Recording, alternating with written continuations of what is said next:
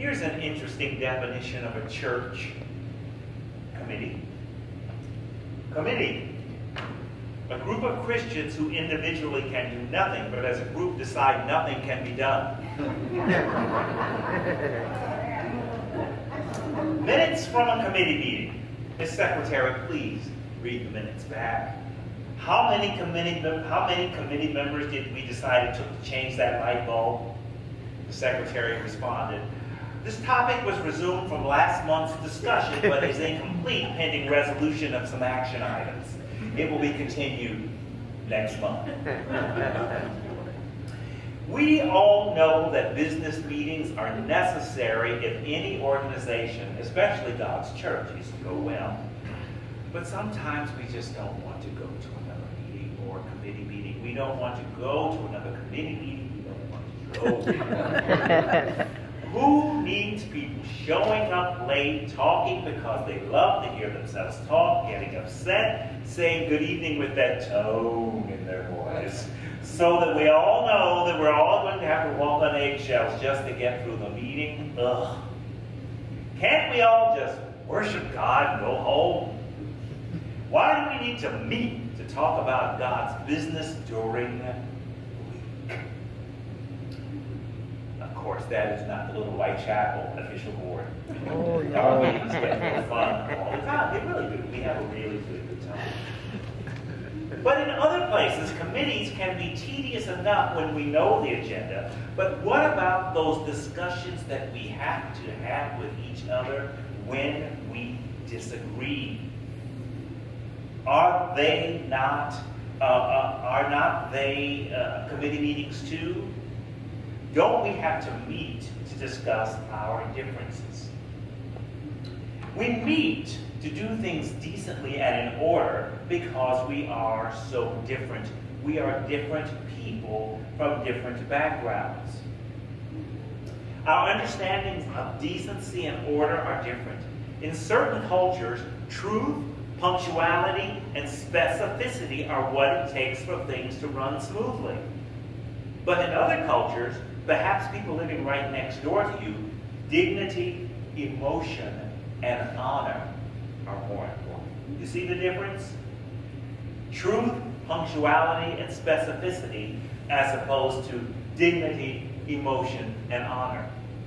Last night, after 5 o'clock service, Annette had sent me with a lovely bouquet of flowers to the rest home where Hallie Duck is. And it's very close to my house, and even though we'd had quite a full day and we had the 5 o'clock service, I thought I could go in, have some time with her, give her the flowers, let her know how much she was missed, and go home. Well, I took the flowers, were gorgeous, and I walked in with them. And there was a lady there at the desk who was talking to 3 or 4 people on the phone, and she happened to be from another country. And she said, who are you here to see? And I said, Mrs. Duck. And she said, just a minute. And then she talked to 3 or 4 other people, and I said, oh, by the way, I'm here to see Mrs. Duck. She said, just a moment. And then she went on to talk to some other people, and then she said, who are you here to see? And I said, Mrs. Duck. And she said, okay, I'll take care of that in just a moment. And then she went on to fill out some other forms and things like that. She said, who are you here to see? By that time, I said, Mrs. Duck. And she said, why are you screaming at me? And there we were. Me with my specificity, I was there to see Mrs. Duck. But her, from her other culture, not needing for someone to raise their voice at her because that was a insult to her honor. And so one of us had to retract. Since I needed to see Mrs. Duck, I thought perhaps that needed to be She is in room 20.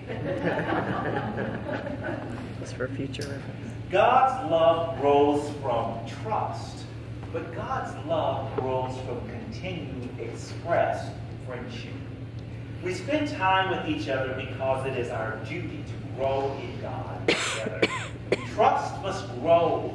Respect for each other's ways must be cultivated and understood in order to develop. When trust grows and we have an affection for each other based on our relationship with Christ, not only our personal affection for each other grows, but we're able to put aside our neediness because we have a forum for discussing any of our differences, our love of each other as expressed through Christ. That is love based on experience and journeying together. Yesterday we celebrated one whom we came to love and trust because of our journey together. If you and I love and trust each other in the Lord, then we are already on the same side. We are both already for each other, both seeking the best outcome no matter what we discuss. And that's true whether we are partners, whether we are spouses, or whether we are church members. We already love God, and so we are for each other. No matter how out of sorts or tired we may be when it comes to dealing with each other, we come together knowing that we have a common bond in the God we both profess to love. We are already for each other. We're already for each other before we begin the conversation. There is no place for snide remarks, name-calling, or other recrimination. We had a very quick committee meeting this morning. We didn't even know we were in it. The lovely duet that Judy and Tracy played just a few minutes ago, I believe was going to be an organ piano duet, was it not? Oh, well anyway, we were just looking at the organ to get it ready for worship, and all of a sudden, it wouldn't come on. And so the three of us had to make some decisions. But we didn't know, you played it too loud. Well, you were in here practicing. Well, the switch doesn't work. Well, we didn't. We just said we have to move on, because we know that we are for each other in Christ. And that is the way our meetings need to always go, both inside and outside of the church.